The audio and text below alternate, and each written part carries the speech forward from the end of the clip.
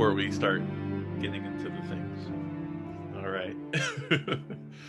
Okay, so hello everybody. Here we are to talk about the Mandalorian.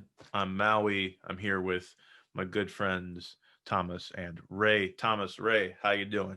I'm doing great. I'm gonna. Oh, there it is. You renamed me. Oh, cool.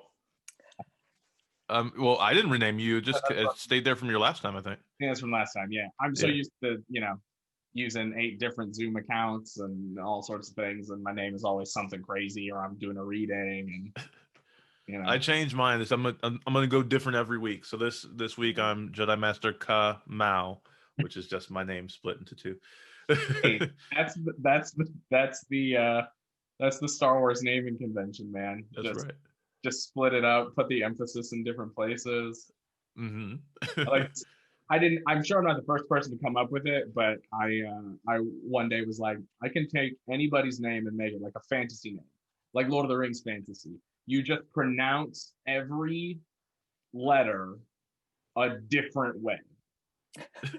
Like all of your hard K's, make them C's. Make them the soft C or the S, right?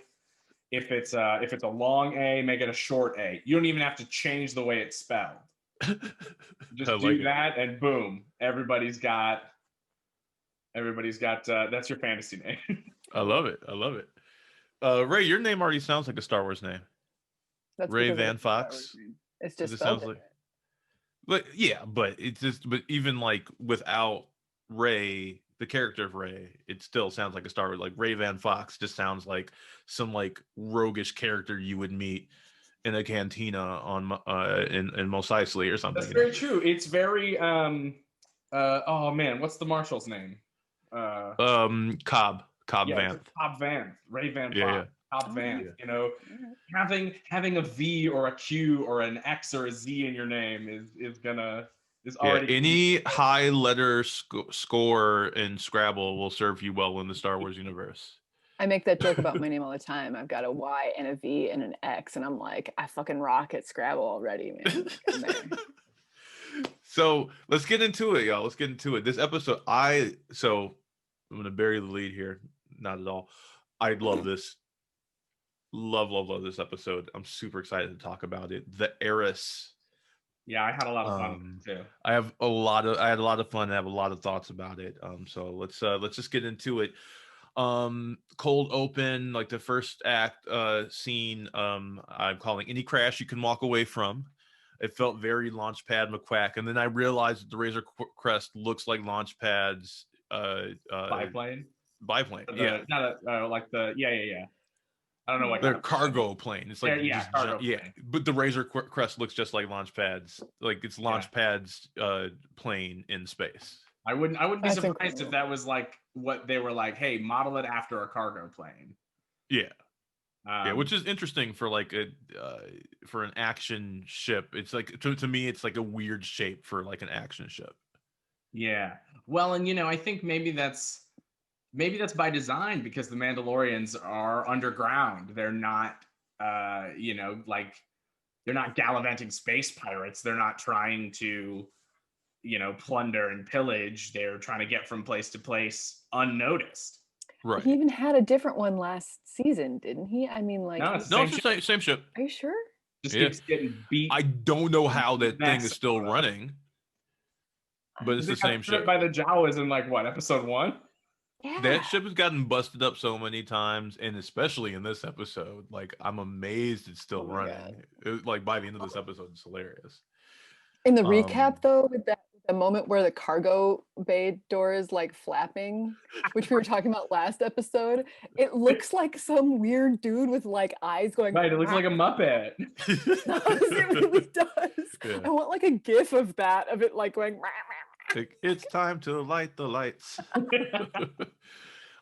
We also get the heartfelt reunion of Frog Lady and Frog Dude. Oh yeah, that was so worth it. I love Frog Lady. Frogs. I also found out that Frog Lady is in the first season. What? You see her in the background at the cantina On Tatooine. on Tatooine. Oh, cool. Frog Lady, and there was another person as well that showed up in this season that we've seen previously as well. I can't remember the other one, but yeah, I know that we've seen her before now, which is pretty cool. So yeah, because pretty good. It's what, a matter of months between the first events on Tatooine and him coming back. Yeah, I would say so. Yeah, I don't think too much time has passed. So yeah, they have this awesome reunion. Frog dude's like, go check out that bar over there. Didn't seem like he really had any information. Just saying. It's just like, I don't know, people know stuff in that bar. I think it's like, because I was thinking about that, because this is like, so it's episode 3, and every episode has been like, go talk to this person who says go talk to that person who knows about it. So it's I can't think of like a real world equivalent, because we have the internet and we're not looking for something like under the table and across galaxies. Yeah. You know what it's like? Let me try and use a Star Wars fan thing. It's like, before the internet, it's like trying to find the non-special edition VHS after the special edition came out. You had to be like, hey, you know anybody? And they'll be like, oh, I know a guy. And you go talk to that guy and he's like, okay, I heard from this guy, right? It's like, it's that kind of thing. So like you're like, and you sure Han shoots first? Right. Yeah, you sure? Oh, yeah. Right. He totally you sure they're first. there? Yeah, he totally shoots first. He totally shoots first. Yeah, because I was like, man, we're gonna do it again. We're gonna talk to like another group of people. Sure? Are you sure the band are comprised of Muppets and not CGI? Yeah. Totally. Oh, they were. I was so betrayed by the whole redo.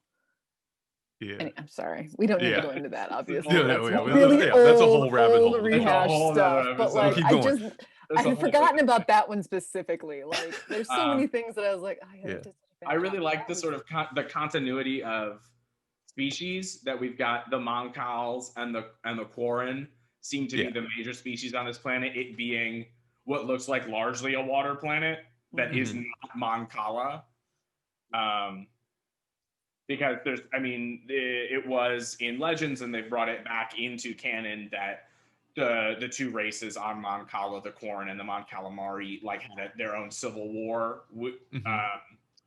and the Quarren sort of won and overtook with the Empire, and it was always the rebels tried to help them, and then it even into stuff within the Resistance era. Did that the only comics that we have pre-Rise of Skywalker, like really the only information we have about the Resistance between Last Jedi and Rise of Skywalker actually deals directly with the Mon Cala Quarren relationship. So I think that's pretty cool that they're bringing that on screen. That being said, this episode is huge for bringing stuff from the outer ring of canon, if you want to call it, into the main, in like a big bad way, which we'll get into very shortly. Shortly. I was pretty happy to see like all the Mon Calamari and all the Quarren like just kind of like there, like, oh, that's cool, like this little, like, it made sense to this fishing, seaside, community. I was like, oh, cool. Real quick, because not too much happens yet, but real quick before we move on to the next sequence of events, at the cantina that they're at, don't order the chowder. Don't order the chowder. There are face huggers in the food. It was pretty great. Like, in the soup.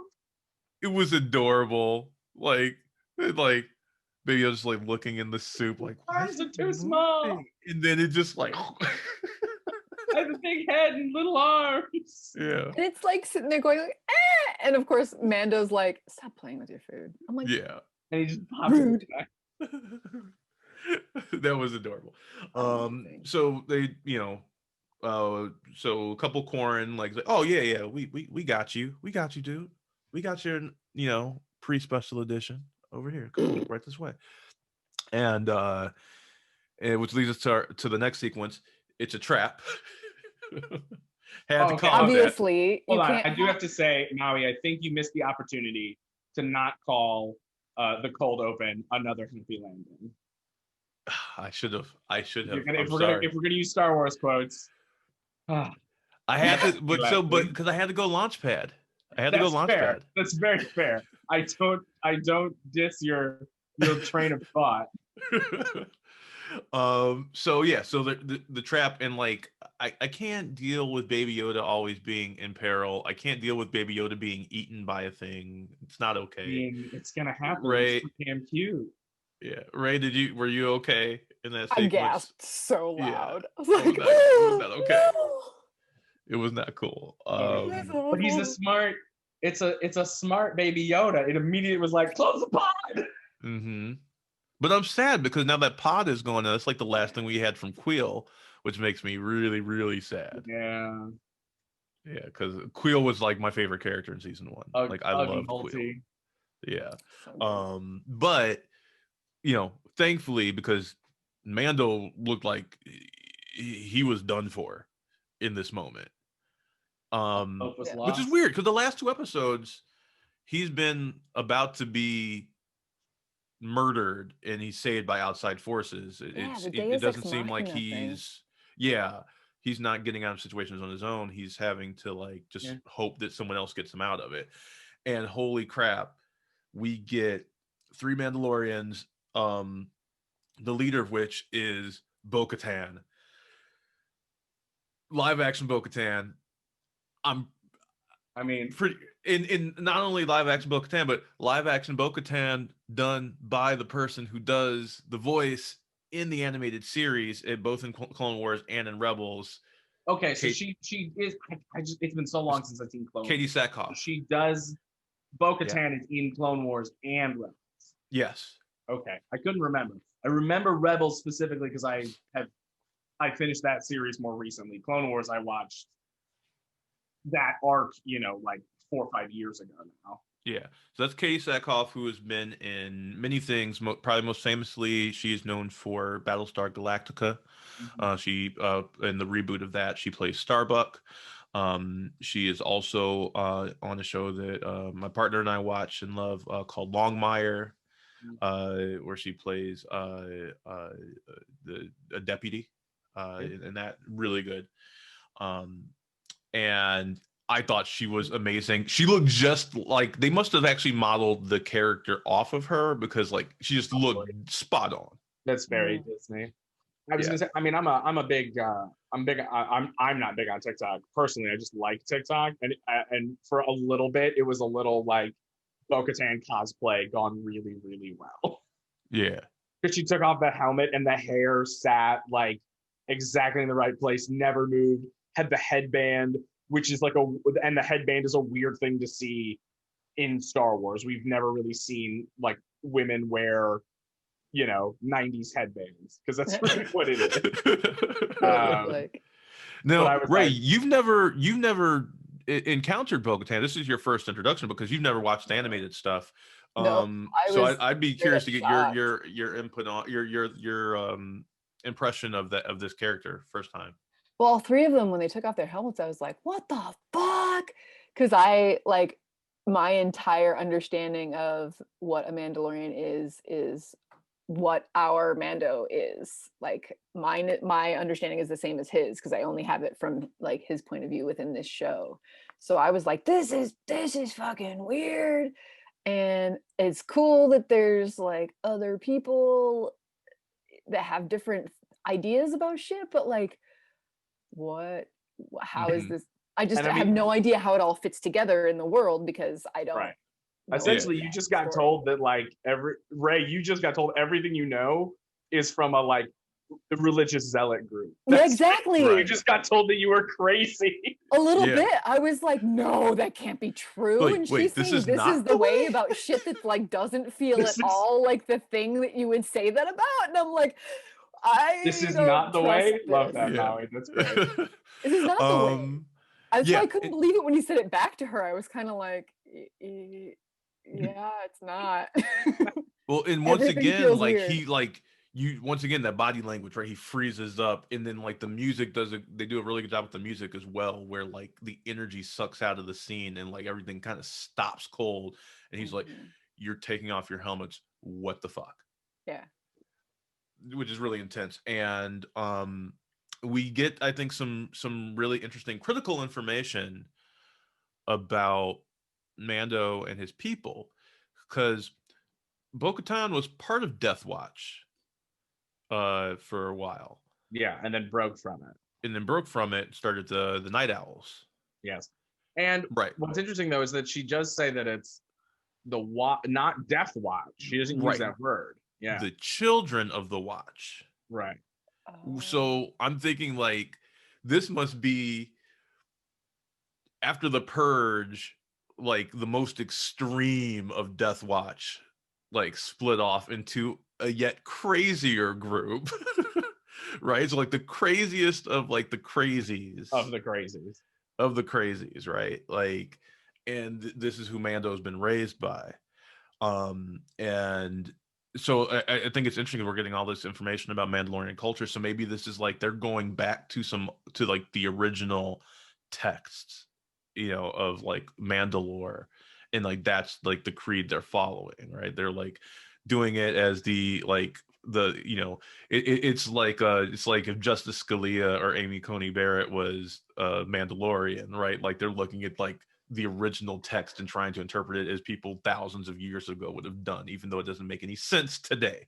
You know, but if that's all you've got, like if all you've got is the text, you don't have any of the like passed down culture from other people, isn't that kind of what happened? But here's the thing, one of their members is the son of a prominent person in the Clone Wars and in Rebels. So Paz Vizsla is the son of Pre Vizsla, who is also Death Watch, which also tells us that this is some sort of offshoot of Death Watch. And they didn't do the helmet thing. That's never been a thing. No, the helmet thing is sort of is like, I think it might have existed in Legends, because with Boba Fett, who was our only Mandalorian, until they started writing Boba Fett stories, we in the films we never saw the character without his armor on. Right. Like nobody knew what he looked like. So all from Empire all the way to when Empire came out, anything that was written about Mandalorians or Mandalorian culture until 2002 with Jango Fett, all was based on what Boba Fett did in the films.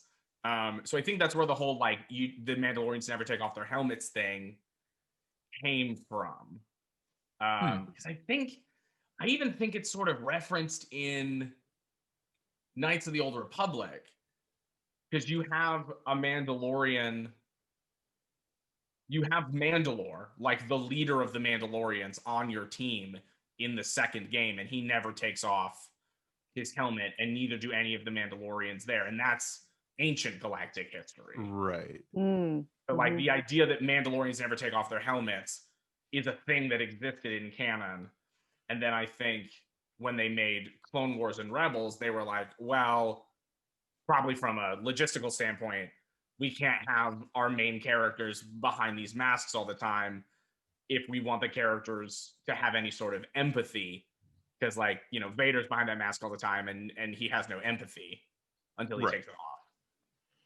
Right. Well, it's interesting because it feels like whatever happened during the Purge made this like offshoot of Death Watch go back to the oldest of old ways, right? We need to like reclaim who we are. We've gotten so far away from what we were, and now we need to like go back to like where it all began and be like the most, the most Mandalorian that we can be. It's very interesting. I love how we're like learning like little by little, like these little nuggets of like Mandalorian culture. It's been so interesting to explore, because we actually did get a fair amount of Mandalorian culture, especially in Rebels. Yes. And I think that at this point, there's no doubt in my mind that the Mandalorian is Dave Filoni and Jon Favreau continuing Rebels and Clone Wars in live action. Like this is like to me like what I'm realizing now that this is supposed to be a direct descendant of those two shows. Yeah, it's just I don't know. It's as a person who hasn't watched a bunch of that other stuff to have what we learn about Mando's specific like group of folks in the first season be like what you know about them, and then to have this whole other world of it opened up, that there's a whole other sort of culture within people who call themselves Mandalorians, is like getting really that gets really exciting, that there's lots of different ways of interpreting that, and that and also that idea that maybe it's fully propaganda, that their native planet is not habitable. Yeah, don't believe everything you read or hear or whatever. Yeah, I mean, that was that interesting. Legit? She was basically like, we're gonna go back to Mandalore, and he's like, you can't, it's cursed, and she's like, yeah, that's bullshit, we're gonna do it. And I was like, well, that changes another whole part of his complete understanding of the entire world, which is also amazing. Which I'm wondering, is that the arc we're gonna see with Din? Like, are all his worldviews going to be challenged? Is he going to be forced to either evolve or die?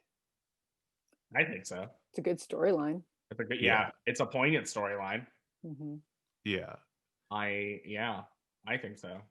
Like, are we like gonna realize like, because like it seems that Mando's had a pretty bad past. It feels like Mando's hasn't made a lot of good choices in his life, and now he's like starting to, make good choices, and he has someone that he actually cares about, and it's forcing him to like kind of rethink a lot of the things. Like, are we going to start looking at the Children of the Watch in a more antagonistic way as this evolves? Like, as he evolves, right? Is he not going to be able to follow that? Is he going to have to like divorce himself from the way?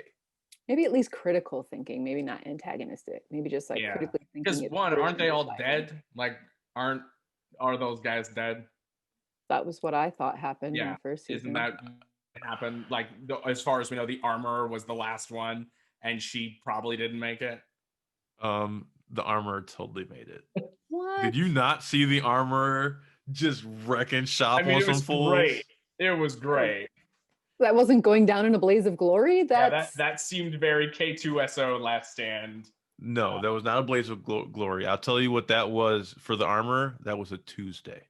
Look, I would have no problem if she jetpacks in with that fur like shawl she's got going on. And it's like, that's right. I'm hoping for that. I will say, because we're still on the entrance of Bo-Katan and all them, I was like, Sabine, please. And then she was like, I'm Bo-Katan. And I was like, ooh, close second. But I think we're going to get Sabine. So spoilers for the end of Rebels. Sabine and Ahsoka go off to find Ezra, I believe, at the end of Rebels. So I think where we find Ahsoka is where we find Sabine. Hooray! Another prominent Mandalorian. Think princess who didn't want to be a princess. Type character who really likes to blow shit up. Who's part of the main cast of Rebels. And Ahsoka Tano, Anakin's Padawan, go off at the end of the series of Rebels, go off into the unknown regions to find the main character of Rebels, one of the few Jedi remaining in the galaxy. He vanished into the unknown regions, and the last we knew at the end of Rebels was that the two of them went to find him, and then we knew nothing about what happened. So how hard are you guys hoping that the Jedis that Mando brings Baby Yoda to are them? Well, we at least, we're now confirmed with this episode, jumping a bit, that Ahsoka, if Bo-Katan can give him the planet that she's on, that means that she has returned from the unknown regions and is alive post Jedi, because the end of Rebels coincides with the end of Return of the Jedi. Like they line up like date perfect. So they jetted off. So in the time between then and now, at some point, Sabine and Ahsoka came back. Or at least Ahsoka came back. We don't know how to Sabine. And then there was all this, there's all these questions that came up because Ahsoka is one of the Jedi who speaks to Rey at the end of Rise of Skywalker. Ahsoka is one of those voices. So everybody was like, is she dead? Is she alive? Because now we're talking another 30 years. Like, what happened to our girl Ahsoka? Which was, I will also say that it's weird that Bo-Katan looks as young as she does. Because Bo-Katan should probably be in her 50s or 60s. Right, because she was not a child in the Clone Wars. Yeah, unless they're saying that, like, are you positive when we she meet was in her, the Clone Wars? I'm pretty sure Bo-Katan first shows up in the Clone Wars, I think. But look it up. Yeah, but even still, like, I don't know. Thomas, do me a favor. Look up Bo-Katan. That's what I'm about to do. And let's find out her first appearance. While you do that, let's move on to this week's Knight Errant is the Freighter, or as I like to say, Freighter. I hardly know her. Thomas just looks so disappointed. Just a little bit.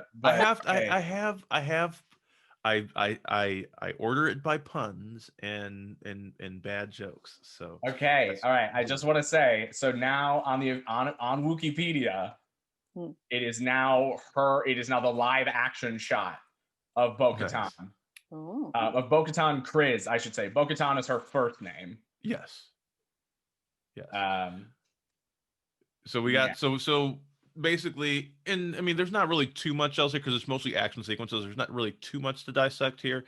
But basically, in exchange for information about where to find a Jedi, Mando has to go help them take down a freighter that is delivering supplies to Moff Gideon, which is interesting. And by supplies, you mean weapons. Weapons.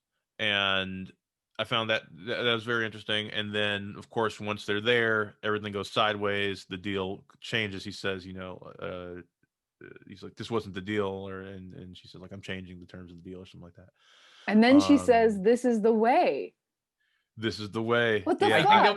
I think that was a little bit of a jab. I think that was like it was a jab.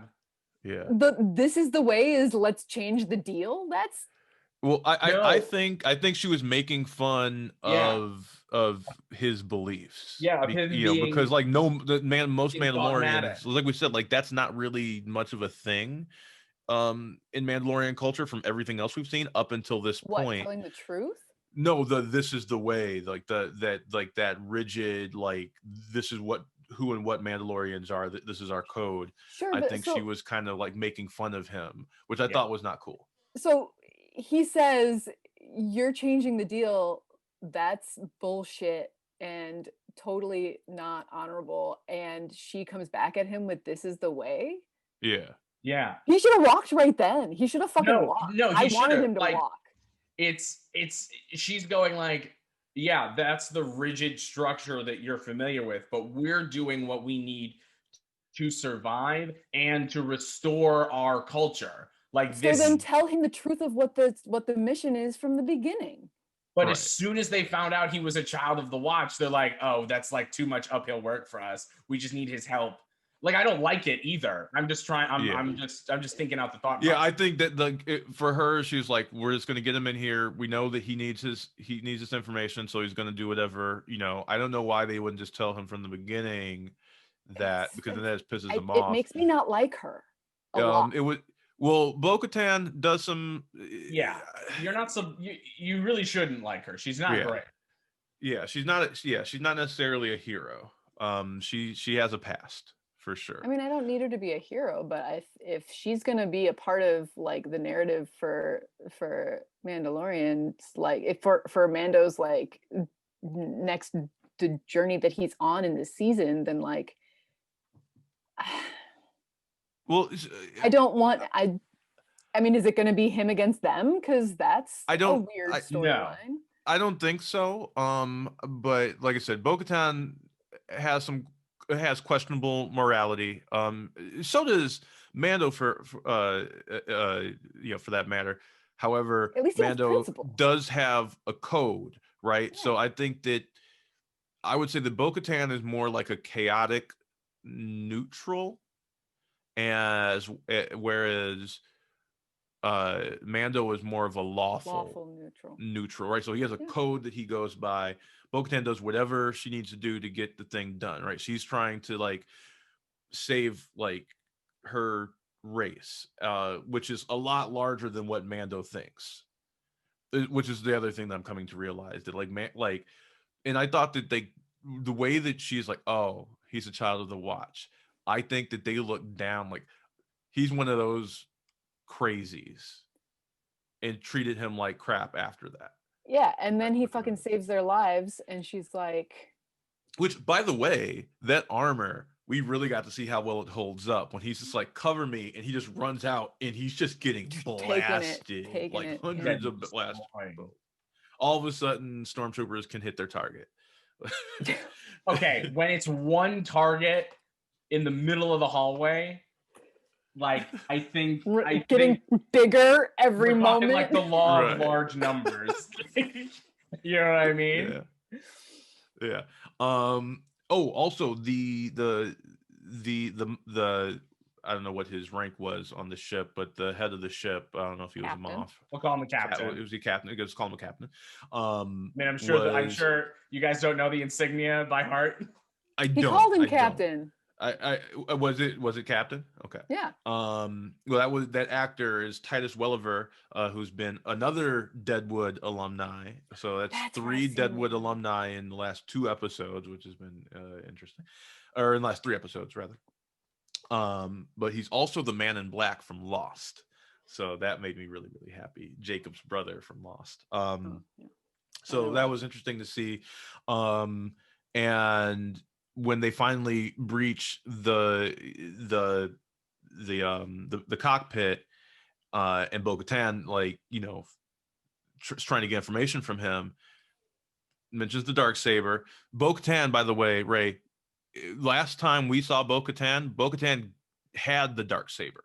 Yeah, so became the ruler of Mandalore. Yeah, all I'm finding on her in terms of like that stuff is that like in there's no specifics on how she lost the Darksaber, but she was given the Darksaber to rally the clans of Mandalore, and then this purge happens, and like nobody has a clue what's going on with this purge nonsense. Right. So so we don't know. So we have never seen what the purge was. We got introduced to the concept of the purge when the Mandalorian started.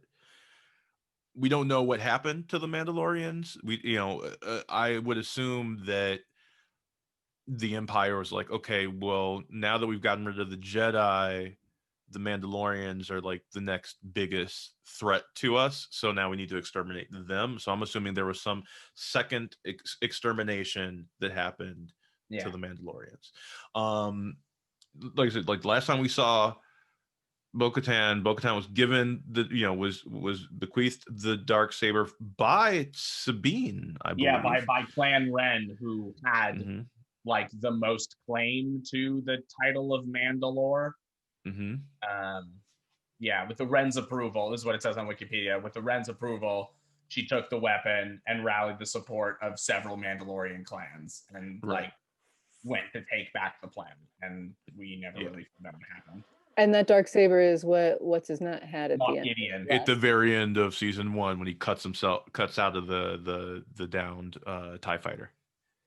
Yeah. So like there's so much, and I think they do a really good job of introducing all of this stuff in a way that like I don't think you felt necessarily lost watching this. Right? I feel like it was presented in a good manner. But if you know the expanded materials in the animated series, this has huge implications and like all of this lore connected to it, which is really cool. So I think they do a really good job of presenting it in a way that's not going to alienate fans that are coming in through the Mandalorian, but in a way that really satisfies those of us that have watched the animated series. It's very, very well written in that way.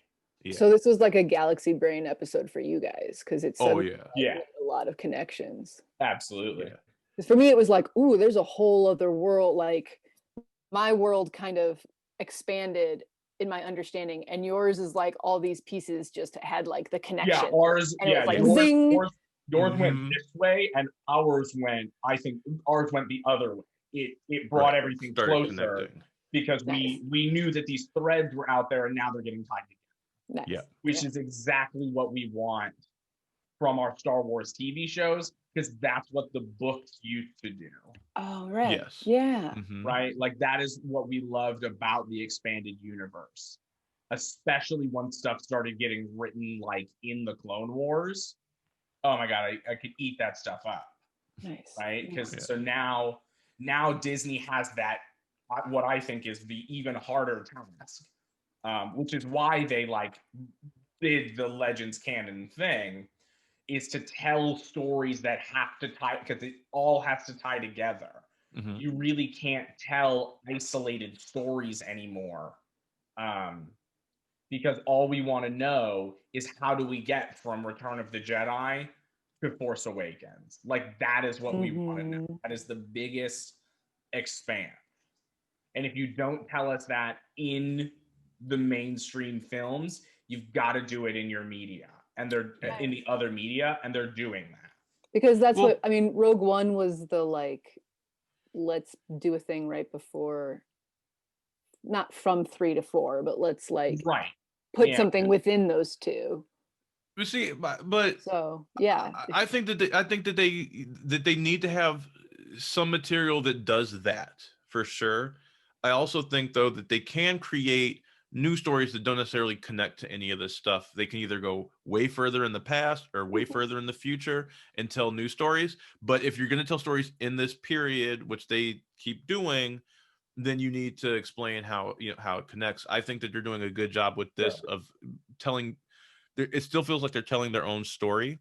Yeah, and especially because they took their time showing you how it connected.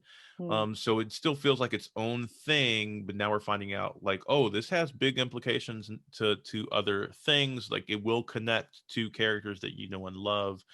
I think that The Mandalorian, more than any other filmed property that I've seen within the Star Wars universe, has made the Star Wars universe feel bigger to me in a way that I don't think anything else ever has, because everything else has been so directly connected to like the main like Skywalker saga.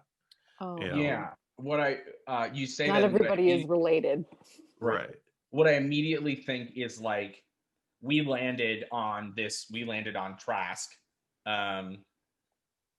which I can't help but think is a reference to Trask Ulgo, who was the tutorial character in the first Knights of the Old Republic. Oh, that's funny. Like they don't throw anything away. You wait in the first Knights of the Republic game, your character wakes up on a ship that is going down, and your commanding officer is like, "You gotta wake up. We gotta get out of here. Put your clothes on." And his name is Trask Ulgo. But regardless, they land on this planet, and it is populated just by denizens of the galaxy, right? Like that's it. In Force Awakens, we had Jakku, right? We were on Jakku, and then we left Jakku and Maz's and the cantina, right? And then we left that, and then but after those two things, it was all First Order or Resistance. And then in Last Jedi, it was like only Canto Bight showed us what the galaxy looked like. And other than that, we were with the Resistance, or we were with the First Order. And same thing in Rise of Skywalker. We were either with them, with the good guys, with the bad guys, or we were on that one desert planet that showed us like, a little bit of the galaxy. I'm not counting when we meet Babu Freak, because we really don't see like any other creatures. We don't like. I don't know what Babu is, but I love Babu. Oh yeah, Babu Freak, Hey! best character to come out since Baby Yoda. Yes. Nice. But like we didn't really meet or see a lot of groundling characters. You know what I mean? So it didn't really feel like we blew things up.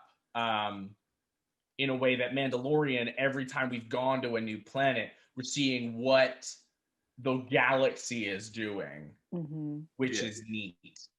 It's that picaresque kind of storytelling, right? The knight errant going from place to place, and getting all those different little like vignettes of each planet, which is super fun. Yeah, and we see and we still see all the things that we know and love, that are familiar in the Star Wars universe, but the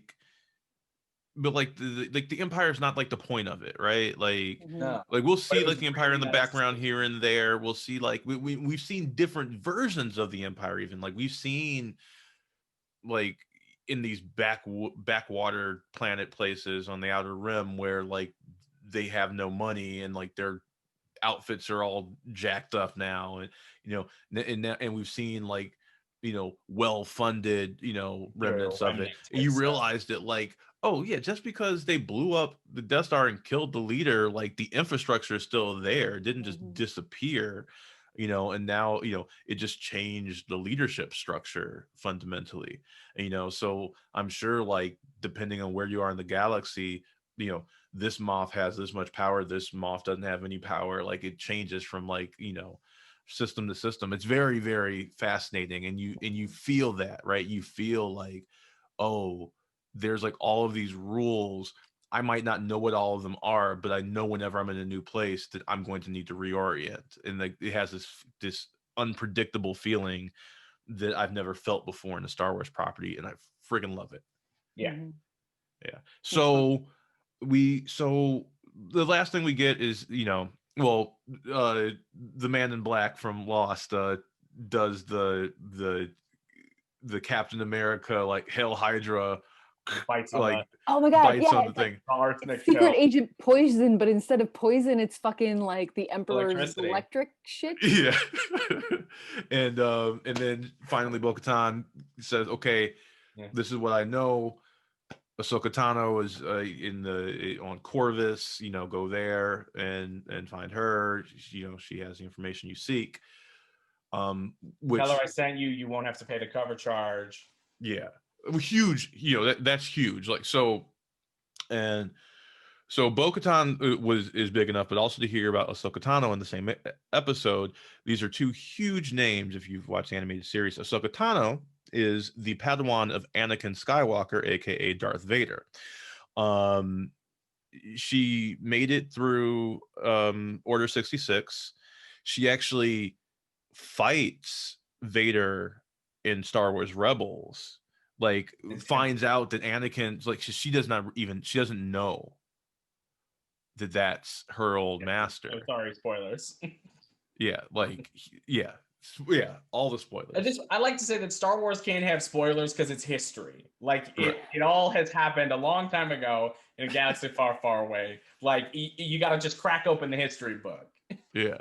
So now Mando is crashing into finally crashing into the larger lore, getting butting up really close to the bigger now he's the actual galactic battle. You know what I mean? He is coming into this political to the true political stage of it all. Yeah, I don't know if he's going to go deep into it. I think he's just going to kind of brush against it and then go off in another direction. But it's really cool to see that's happening. Because he's brushing up against the because what the galaxy at large knows is the Empire and the Rebellion. Yeah, and then underneath that is the religious Jedi Sith thing, and he is brushing up against that. Yeah. Oh, interesting. Which the galaxy at large doesn't fully understand. Yeah. Right? Because everybody knows Darth Vader was this mythic figure. You don't want to run into him. He's bad news, right? Most Americans knew who Osama bin Laden was. We just knew he was a bad guy. but most of us never would run into him Right. at our local evaporator station or whatever. Right. It's like So, a living Mando, myth.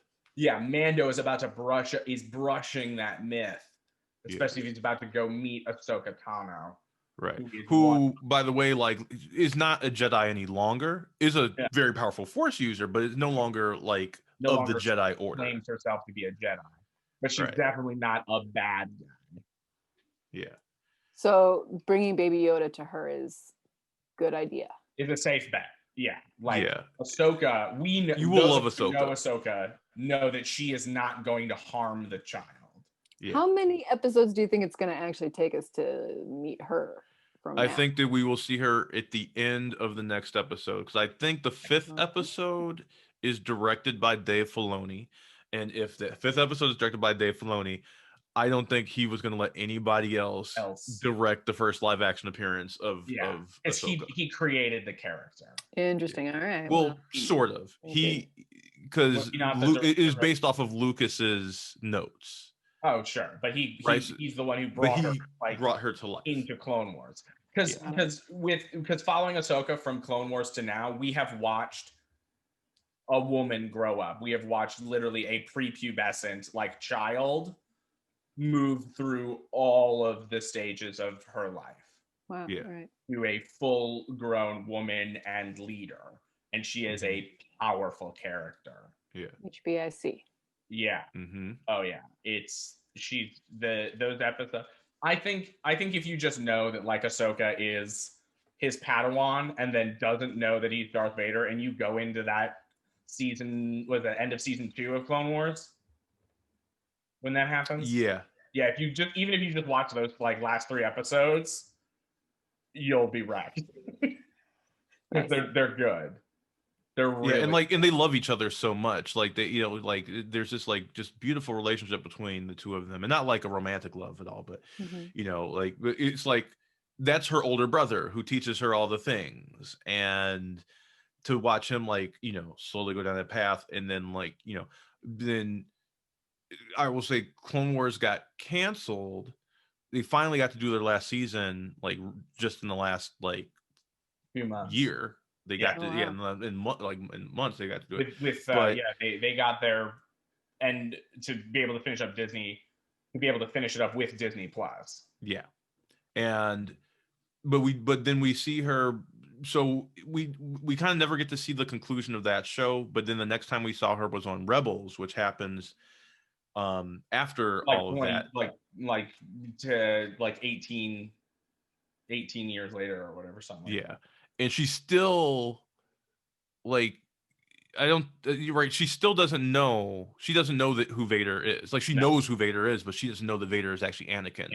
Her older brother, she's probably the closest person in her life, the most significant relationship in her life. Wow. Is now the most evil dude on the planet, in the galaxy. What we're learning about Order 66 through all of the things that have come out post Last Jedi, to be completely honest. Everything after that's come out of Last Jedi. So that's Jedi Fallen Order has a great Order 66 sequence. And then those last 4 episodes of the Clone Wars series are all Order 66 related. We learn that like Yoda, the only reason that Yoda figured it out is because he went back to the Jedi Temple. Any other Jedi who survived the Purge, and there were several, all they knew is that all the Jedi died at once in the galaxy, but they had no idea who did it or how. There was just this massive, it was it's the pain that Obi-Wan feels when Alderaan blows up, but on a galaxy-wide scale. So we know that Ahsoka is oh my god, everybody's dead, but I don't know why. Mm-hmm. And it never once crosses anybody's mind that what happened to the hero of the galaxy, Anakin Skywalker. Right. The one that was supposed to bring balance to the Force. No one for a moment goes, where did he go? They just assume he died in the Purge. Right. And his balance is to be on the dark side instead of the light side. Where so I've always said that I think that he did fulfill his destiny, that the Jedi were way more powerful than the Sith were, and what he actually did was like leveled the playing field, so there were just a few of each. Yeah, I think that's the modern interpretation.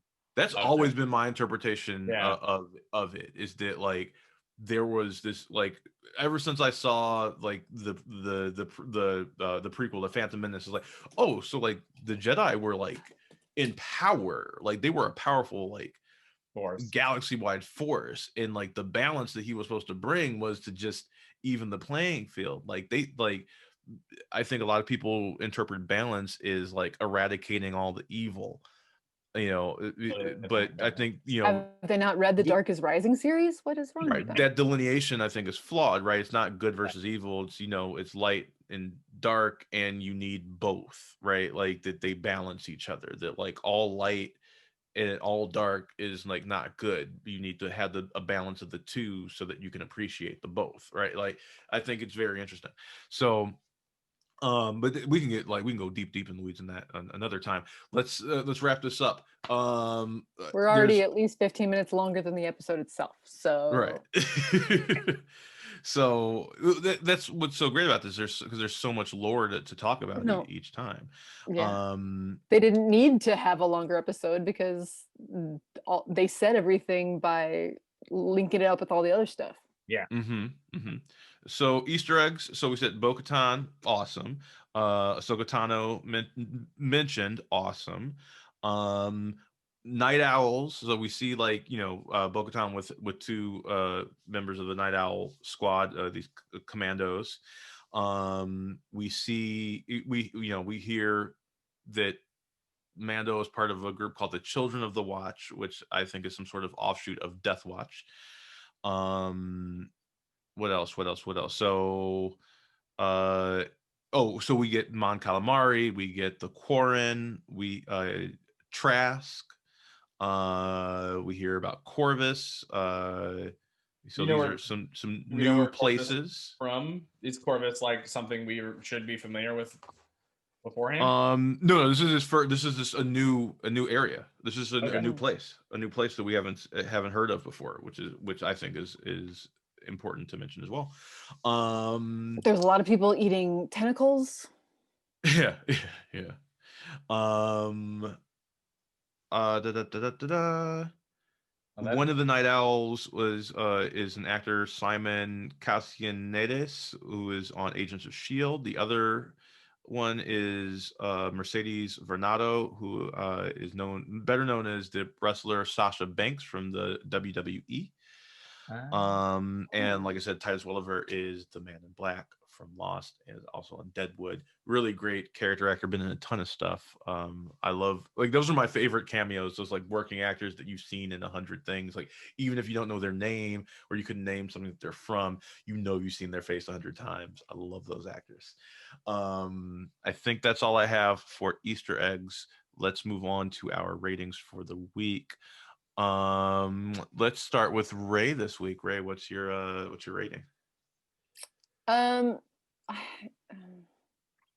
sort of want to retroactively change my rating for last episode, because I had higher hopes for more of that for that storyline to kind of have more of an arc than it did.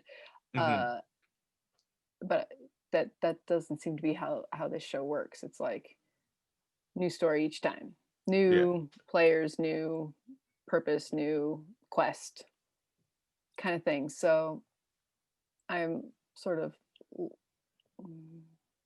less laudatory of the previous episode. But this episode, what we didn't mention at all, which is really my number one thing about this show, is the Baby Yoda situation. And he learns something this episode. He learns that those really tasty eggs will actually hatch into little babies that would be his friends. And he doesn't eat the baby. He's like, you're the coolest little guy. And I thought that was some great character development that I appreciated in the Yoda front. Same. I loved that. That was pretty great. I was a little worried. I was like, Mando, you cannot leave Baby Yoda where the baby eggs are. He's gonna get all those baby eggs. And he didn't because one hatched and he was so excited. But like, obviously they had another talk because he's like, you know what I'm talking about. Like, obviously, like, Mando sat Baby Yoda down and was like, look, you can't be eating this lady's eggs. She's trying to get pregnant. You know.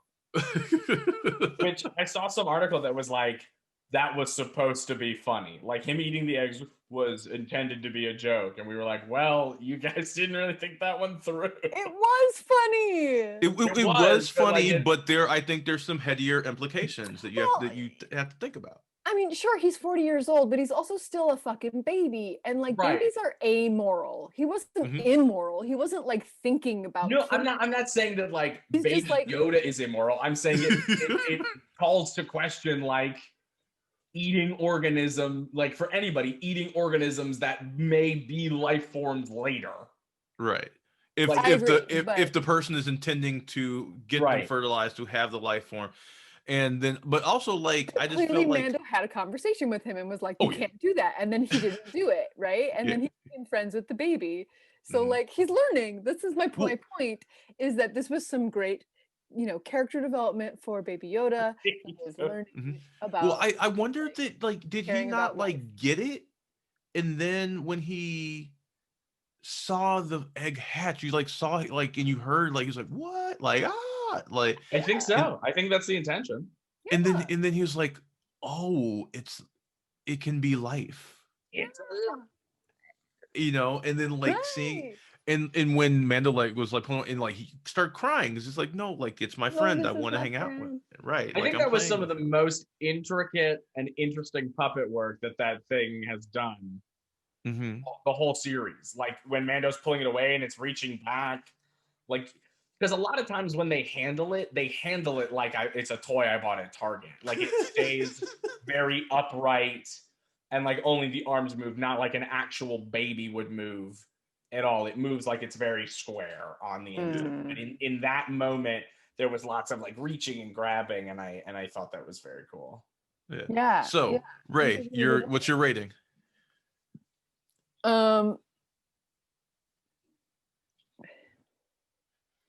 I think because there was like this kind of amazing expansion of the universe for me in what a Mandalorian can be.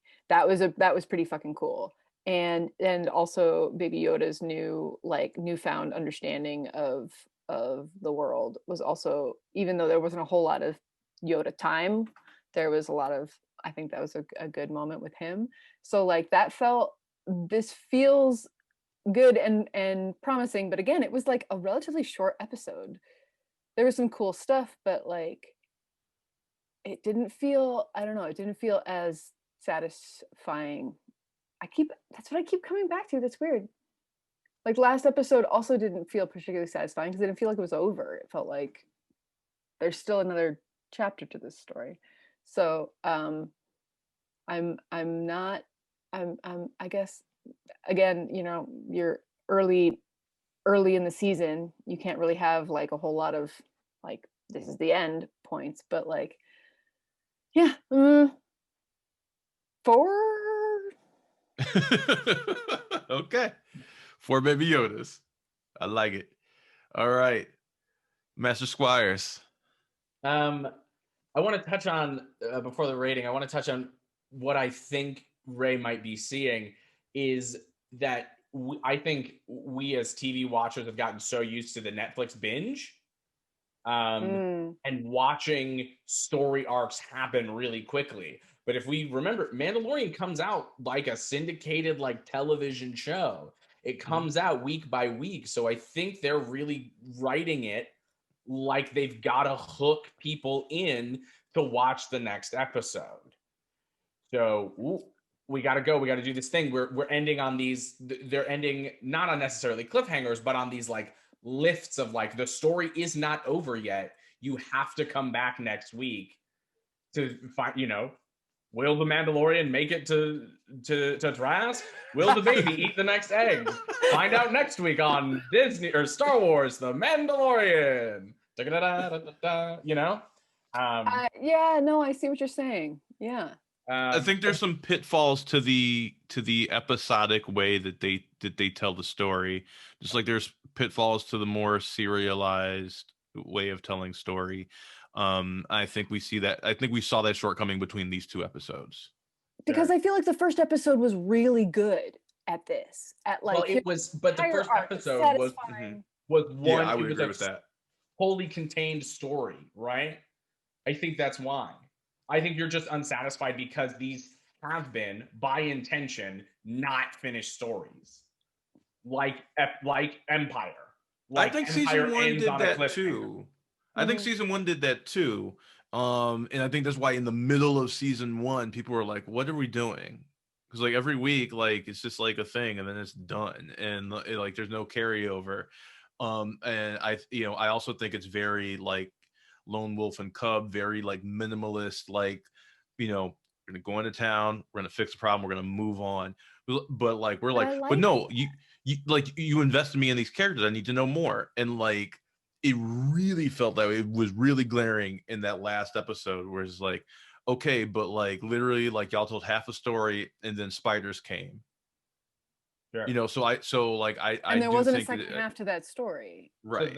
So that's why I think that's why I like this episode, because I think where last episode didn't give you any new information about Mando and Baby Yoda, and left you unsatisfied at the end, this one did give you new information, and we still haven't ended his quest. But like we can't end it so early, you know what I mean?